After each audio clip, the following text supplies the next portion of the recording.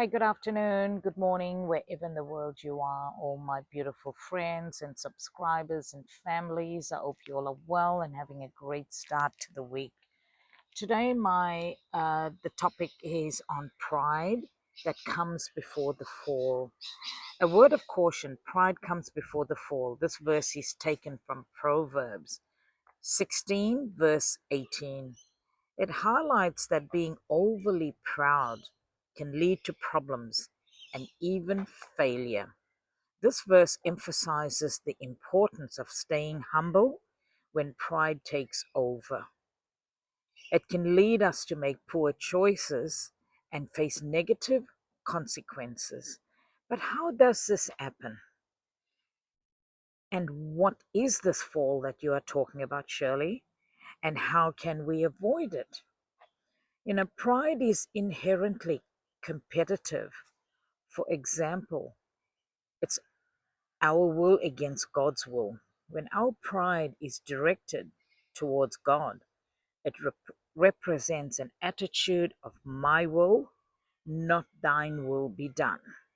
As Paul pointed out, many seek their own, not the things which are Jesus Christ. And that's in Philippians 2:21. This quote is thought provoking because it highlights how pride tends to make us focus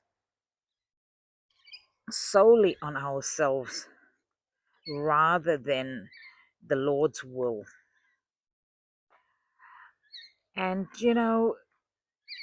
sometimes when we constantly focusing on ourselves, we don't care what's happening to other people. It's all about me, myself, and I. Sometimes we've got to move that words out of our vocabulary. And, I think if we change some of our words and we could say ours or talk about people in a gathering and say, we rather not me, myself, and I. And, that might change a lot of things in our lives and how we think and how we say things. And that will avoid some of our prideful thinking and the self love.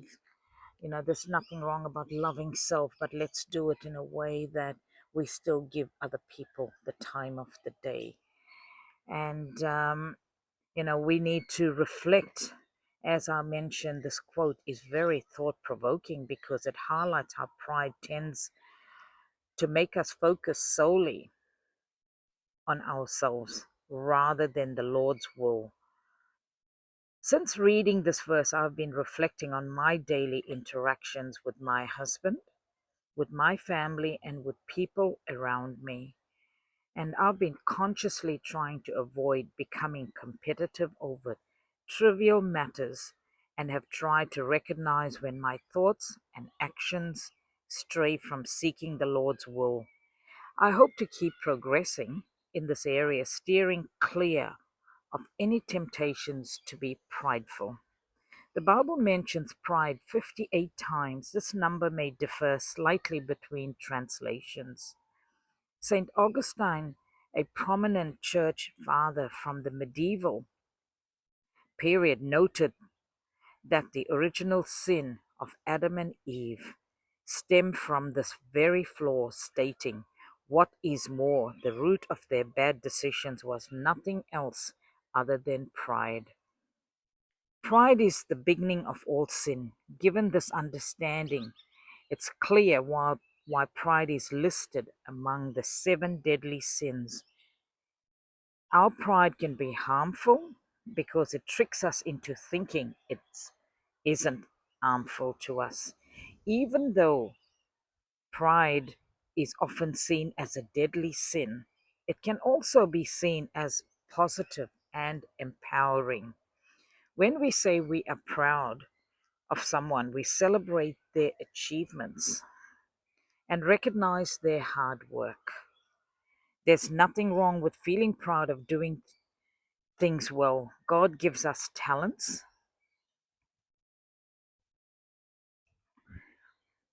to use for His glory, and He wants us to do our best. When we do, we honor Him and the life He has given us. However, we should not think too highly of ourselves and or our abilities. Romans 12:3 advises us to be realistic to have a realistic view of ourselves, measuring our worth based on the faith God has given us. Remembering God gave us talents, so He deserves all the glory. God takes pleasure in certain qualities while detesting others, in particular pride and arrogance. Proverbs 6:16-17 states that haughty highs are among the things God hates, reflecting self-exaltation and defiance against Him. In that's in Proverbs 8:13. Fearing the Lord leads people to reject evil, including pride, arrogance, and corrupt speech.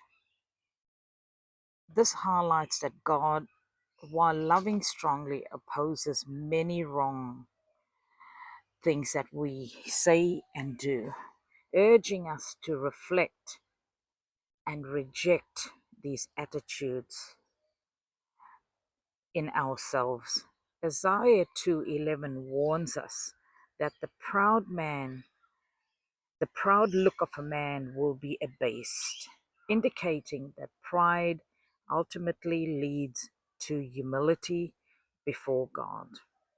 Lucifer's pride led to his rebellion and fall, illustrating the dangers of seeking honor meant for God.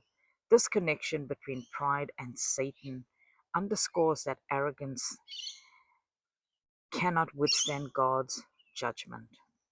Lucifer's story is the ultimate cautionary tale about pride.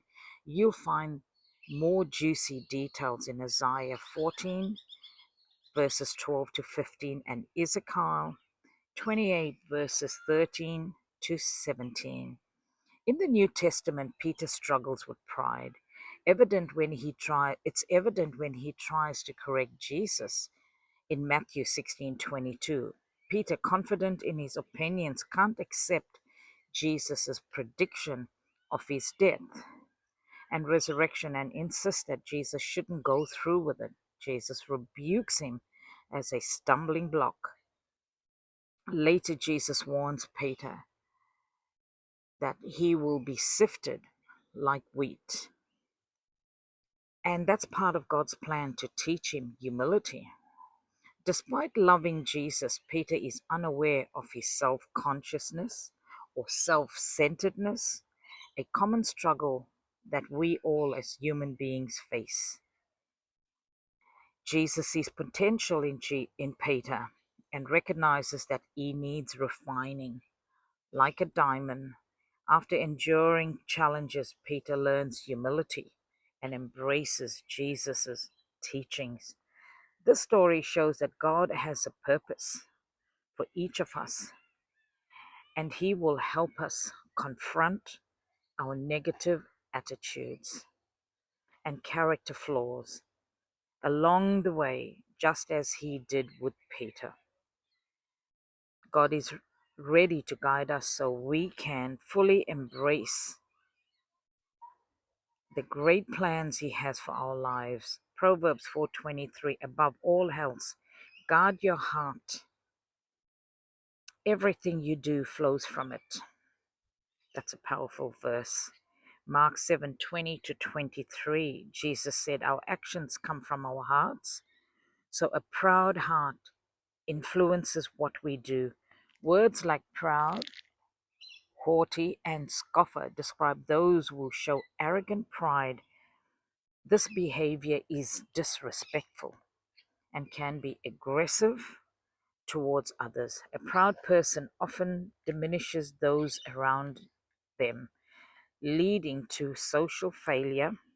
Ultimately, pride results in a fall, and others see us based on our actions and our words.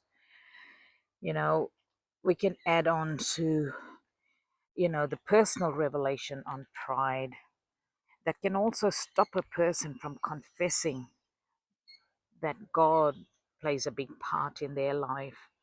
They do believe, but they will not admit it.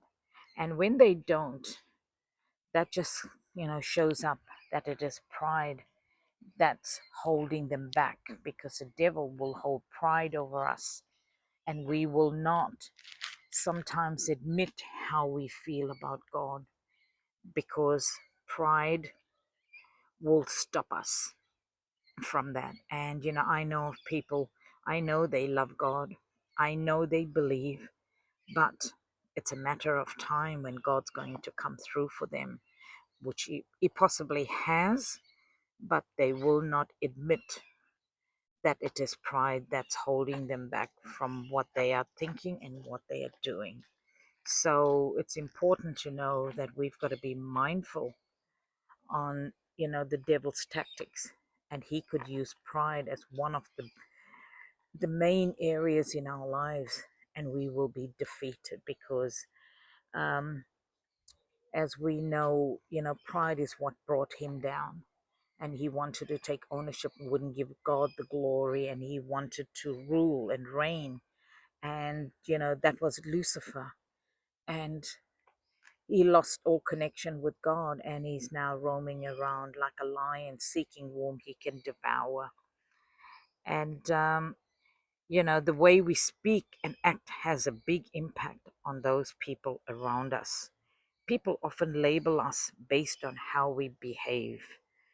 But the teachings of the Bible remind us that these labels are not the final word. On who we are, for example, Proverbs 11:2 says, when pride comes, there comes disgrace, but with humility comes wisdom. Oh man, I tell you, that is powerful. Humility and wisdom, rather than being prideful and thinking we know everything, that we don't need to learn anything. We want to take the glory for everything we do. And we need to give God the glory, for he is worthy of all our praises. And, pride is also addressed in the Old Testament book of Obadiah 1 verse 3, which highlights the mindset of superiority that can lead individuals to believe they are better or smarter than others. Such attitudes often manifest in the belief that one's opinion hold more weight than those of others. This notion emphasizes an inclination towards self admiration, diverting focus from spiritual fulfillment and humility. It is suggested that God can work effectively through individuals who exhibit humility. It is crucial to tell the difference between pride and the genuine satisfaction that comes from a job well done. Work as ordained by God naturally offers us a deep sense of fulfillment in our accomplishments.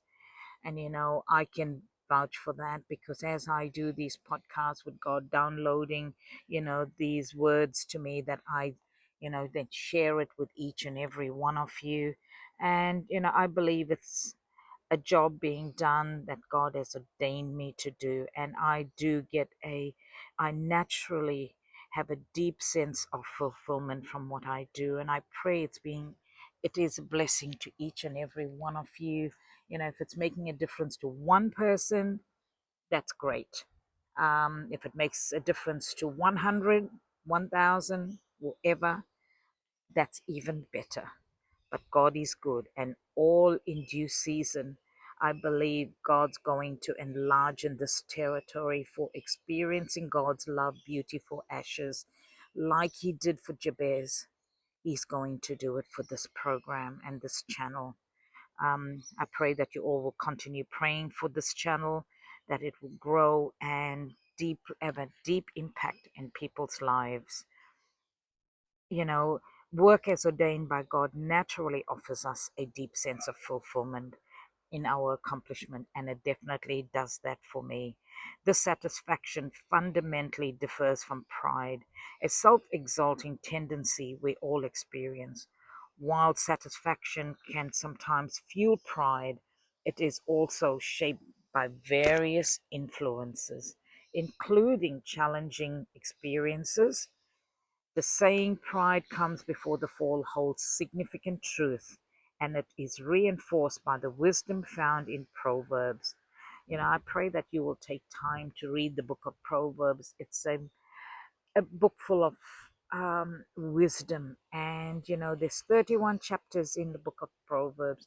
And if we take time to read one chapter a day, we'll be able to read the book of Proverbs 12 times a year. And can you imagine if we multiply that by our age, or from the time we started reading it and taking, stock of our lives and listening and putting it into practice, how much of wisdom we will have, yet. Yes, there's 31 chapters in that book. There may be 28 days in one year, 29 the other, or 30 days in most months. Um, but in saying that, we can make up time and read it. And I hope you will take the time to do that. And, there's so much of wisdom. It's just an amazing book to be reading. And I encourage you all to do that. And the example of Jesus is often cited as a model of humility, emphasizing the importance of selflessness. Pride can be challenging to recognize it, as it often conceals itself within one's thoughts. Obadiah notes that it can deceive individuals, leading them to believe they are free from its influence. This can result in a lack of awareness of pride, the presence of pride, or the impact on a person's life. On a secular front, it may be beneficial to analyze statistics related to the sales of literature on pride, which and the and addressing the theme of pride. I can bet on my last dollar that we wouldn't get many people buying these literature, because sometimes we are embarrassed. We don't want people to think that we are having it, we are having challenges in this area. But it will be good, to have some counts, and I will be doing that, looking into it further and seeing, maybe in my next podcast, giving you some numbers, and that'll be great. I hope we all, as I can encourage you to engage on a regular basis, to do self-reflection and strive for humility. Take a moment to reflect on your life. Are you wrestling with pride? Remember, inheriting the kingdom of God requires humility and obedience to his commandments. Today is a perfect opportunity for introspection and transformation. Let's embrace humility and commit ourselves to be devoted servants of God. For in due time he will lift up all those who choose to live humbly. Wow, that's a beautiful promise. We can take it, we can hone it. We know God will help us through, and we will walk in humility. In closing, the Bible clearly warns us that the dangers of pride, yet we often overlook it in our lives. While we may not want to be prideful, many of us still fall into that trap.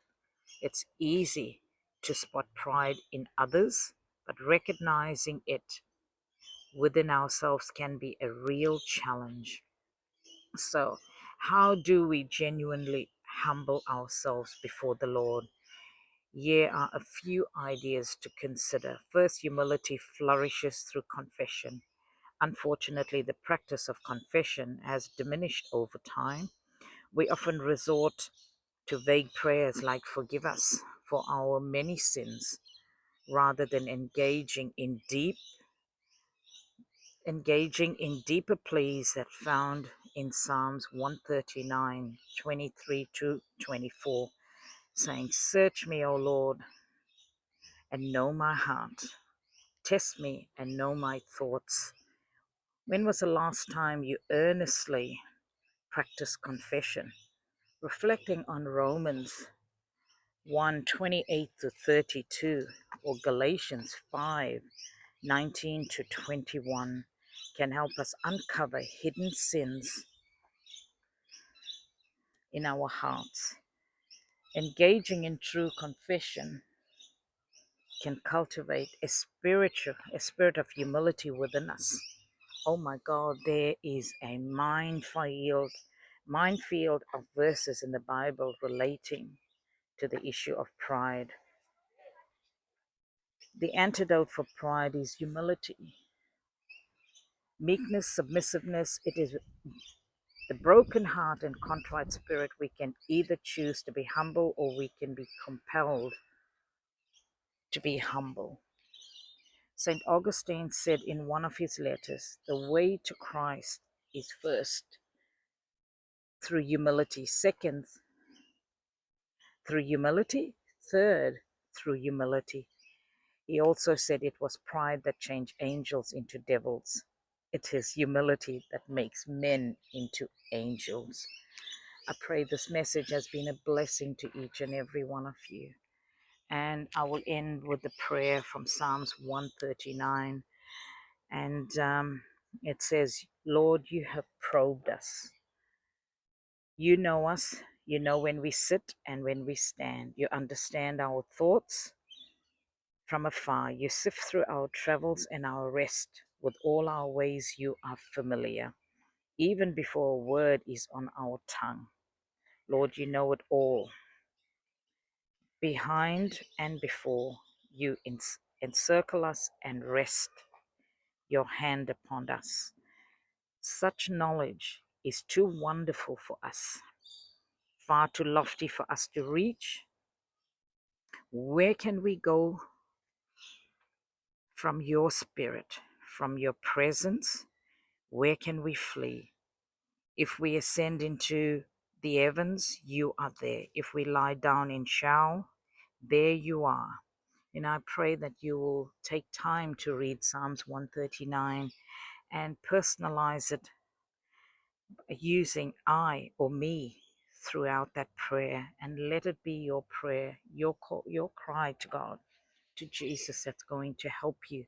For he is the author and finisher of your faith, and we can get through this and we can rise above pride. We can walk in humility and humbleness. Last but not least, pride and love cannot coexist, as love is characterized by humility and a lack of boastfulness. Love does not elevate oneself above others, but rather values every individual and provides encouragement and recognition of worth. I once again would say, I pray that this message has been a blessing to each and every one of you. May you take steps to invest time in working through pridefulness in our lives. Jesus wants us to walk in humility and humbleness like he did. And I pray that each and every one of us will take heart and do that. And ask God to lead and guide you, give you discernment, show you ways to get better at it. As I end this program, I would love to say goodbye to every one of you. Love you all. God bless. Jesus loves you and I love you. And may you continue to listen to these podcasts, share it if you can. And this is one way we'll be taking the gospel around the world. May God richly bless you. Take care and bye for now.